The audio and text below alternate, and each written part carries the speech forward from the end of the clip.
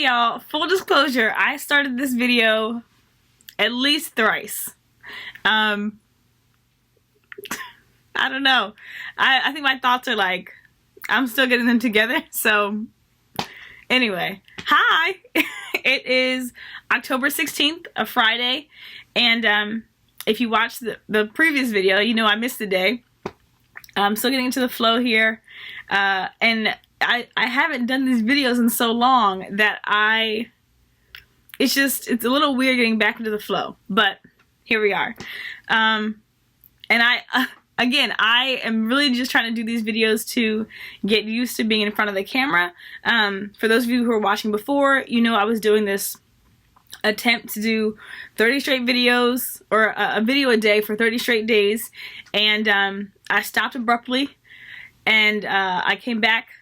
And this is the second video since I came back, and so I do want to get back to that 30-day, but I'm going to give myself some grace because I got to get back to the swing of things. My schedule's a little different, so it's going to just take some time. But I'll give a brief recap of my day. I was going to go into something else, but I just had a really cool day, so we'll talk about that. So, during this quarantine time, things have changed and shifted so much. When I first was sent home from work, when we all were sent home, they were still figuring out what we could do, what we should be doing. All the meetings were canceled, so there was a lot that I couldn't do for my regular responsibilities. Excuse me. So, yeah, when they started to kind of figure out, what we can do, my days picked up a bit. They're a little bit busier than they used to be. But then on top of that, I have other responsibilities and things I've been working on this year. So that's kind of taking up some of my time too. And I really need to get back into a more structured time, or a structured schedule for my time, which is a whole other thing. This concept of my time, especially as Christians, we'll tackle that another day. Let me tell you something. Getting back into the swing of these videos is harder than I thought it was going to be. It's fine. It's still all fun, but it's just still weird to be looking at myself and talking and whatever. It's fine. You get to see all the awkwardness that is Robin, and you're welcome. But yes, so anyway, my day, just learning how to fit everything in and kind of learning how much time I need to allot to different responsibilities. There's just so much. And so for a little bit, I've been staying up late to get things done. And what night was that? Thursday night. I just was having a really hard time focusing. I've been doing all these other, projects and things, and was trying to schedule the rest of the week out. And I ended up staying up until, I think I took a nap during the day, and then I ended up staying up until 3-ish. I maybe took a 20-minute nap and then got up again. But it was great. I used to in college, I was not the one to pull an all-nighter with you. I had the best intentions, but I promise you I would fall asleep. I would really try hard, but I just was not the one. I would sit there mid-conversation, I'm told, and just be done. I'd be saying something and then I'd stop and I would sleep. So I didn't anticipate staying up that late, but it was really great because I just let it go into my next day, and it was wonderful. I spent some time just talking to the Lord, praying, worshiping, just kind of resting and being still in the beginning of the day. And then I got up, I got some things done. What did I do? Oh, was that today? It was. I did laundry, organized some things in my room, and I had plans to go to Sandy Cove. For those of you who don't know, Sandy Cove is, I want to say, in Maryland or Delaware. It's right on the water. It's this beautiful ministry, it's a beautiful piece of land that is owned by this ministry, and they host conferences, and then people can go. There's a campsite, there's cabins, you can go for the day, you can go fishing there, you can stay at a cabin, whatever. But I had plans to go today with a friend, but it was raining. It was drizzling in the morning, and then it just got heavier and heavier. So we decided we're not going to go today. So that kind of freed me up to do the things that I was going to do tomorrow, because we're going to go tomorrow instead. So that means I had to shift everything. But it was really good. I was tired, and right around like 2, I noticed I wasn't being as productive as I would have liked to be. Work was pretty demanding today. So that was probably part of it. But I also stayed up I just stayed up a long time, so my body just wasn't used to it. But I took a nap, and then I had a really good meeting. I'll talk to you more about this later, but I started this passion project / side job that is blossoming into this other thing, and it's just really exciting. And I've learned, or it's at least been solidified, that one thing I really love doing and just get so excited about is seeing other people, especially people I love, and especially people who love Jesus, seeing them move more towards their purpose, seeing them have dreams and find out how we can put legs to the dreams and move forward, right? So that it's not just dreams, but it's life. It's real life that's happening. So yeah, it's really exciting. I'm having a ball doing it. I forgot, I have to see how many meetings we've had, but I'll tell you more about all of that in a little bit. I'm still getting everything set up, the website and the social media page. And when I announce it, I want it to be a little more presentable than it is right now. So we'll hold off on that. But it was just a really good day. And then it was crazy because some things we talked about in the meeting, we had a prayer meeting with our church this evening, and we talked about some of the same things, and it was just so exciting. And just being able to talk about the Lord, to learn about God, to just be reminded of how much He loves us. I'm fighting back tears now, but like, God is really good. We were talking, a group of us were talking yesterday about what we believe and why we believe it.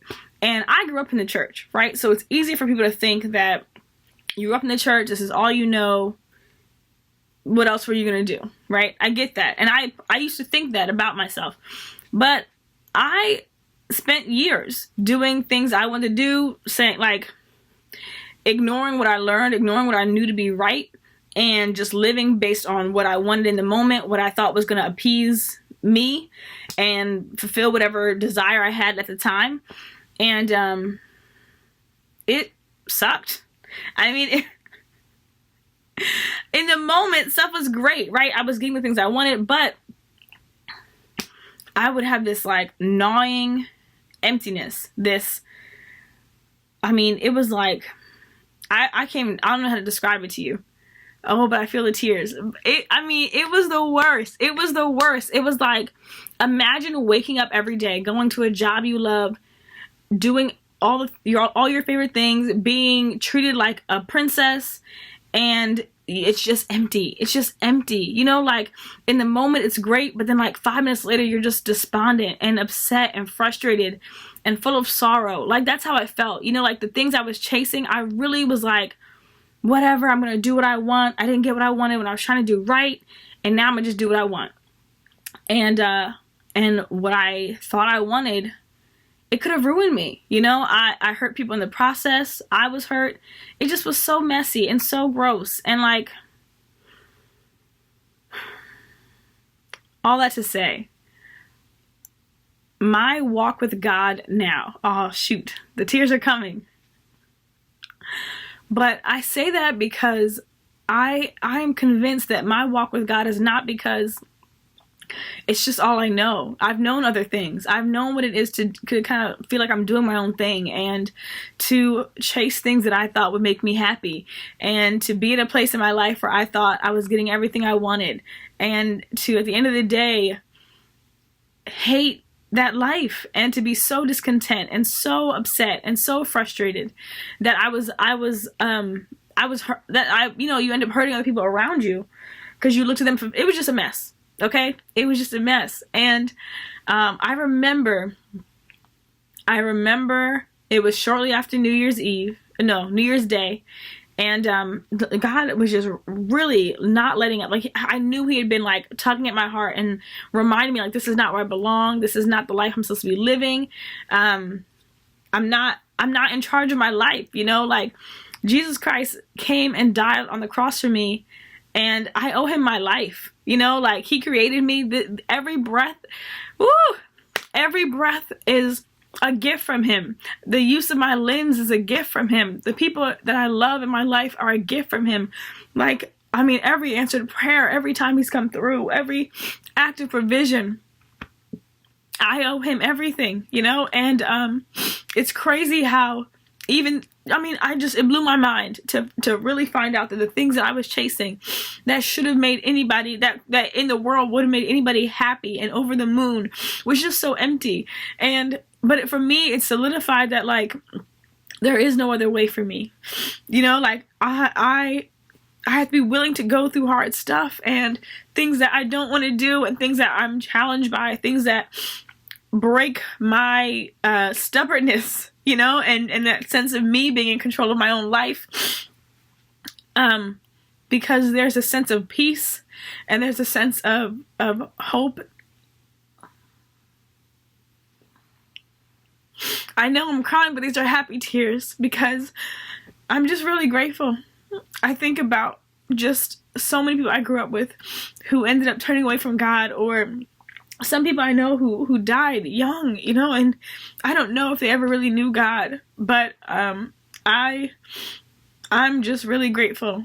I'm really grateful that God allowed me to grow up in a family that loves him and that was serious about raising children who knew about God and who loved him at a young age.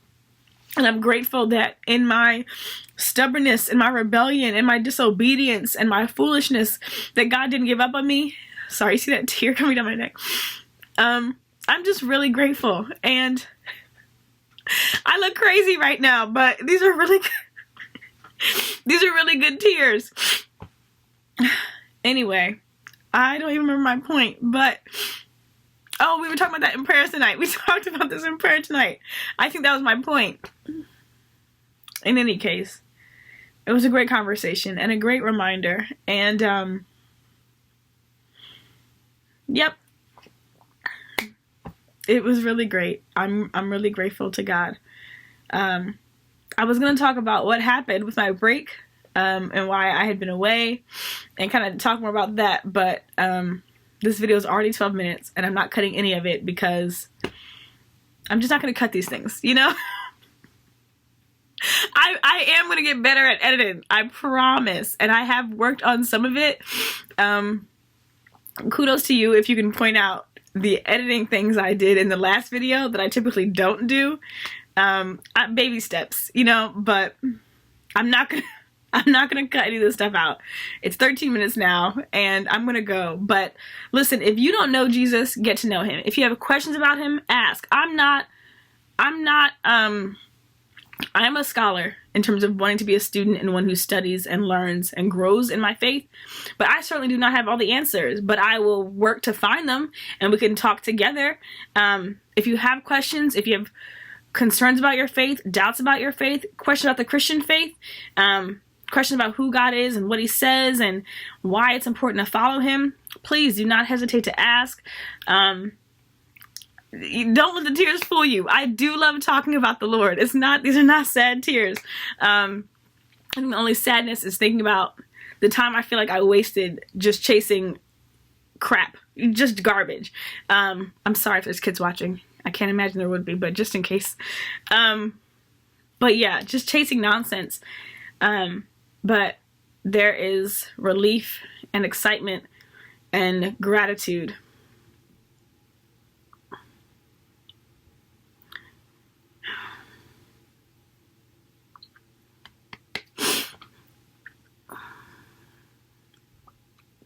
Some people die and don't think that they're loved. You know, some people die and they don't ever really believe the reality of who God is. And I count myself just so blessed that He didn't let me die in that sin state, in that fallen state, in that rebellious state. You know, he really tugged at my heart and reminded me that I didn't belong there and that he had better things in store. And I don't want anybody out there to die without knowing how much God loves you. God's love is the most beautiful thing in the world. There's nothing like it. There's nothing like it. He'll never leave you. He'll never forsake you, even when you give him every reason to. There's biblical record of him forgiving murderers, you know? So how much, you know, like, he's just really, really good. And I would hate for you to know, to not know him and to die and spend eternity in hell away from him. Yeah. So let's talk. If you need prayer, let me know. Shoot me a comment. If you want it to be private, you can just send me a comment letting me know that you need prayer or you have questions, and I'll send you my social media, my Instagram. You can DM me. It's actually pretty easy. My Instagram is Robin Mary Ellen, which is also the name of this channel. So I try to make it easy for people. But yeah, please, I want any of you watching this video to live another moment not knowing the beauty of what it is to be loved by God, and to know that he's the best friend, father, king, comfort, leader, healer, all that and more that you could ever have or know. So anyway, this video is getting longer and longer, but that's it. You guys have a great day, and I'll see you next time.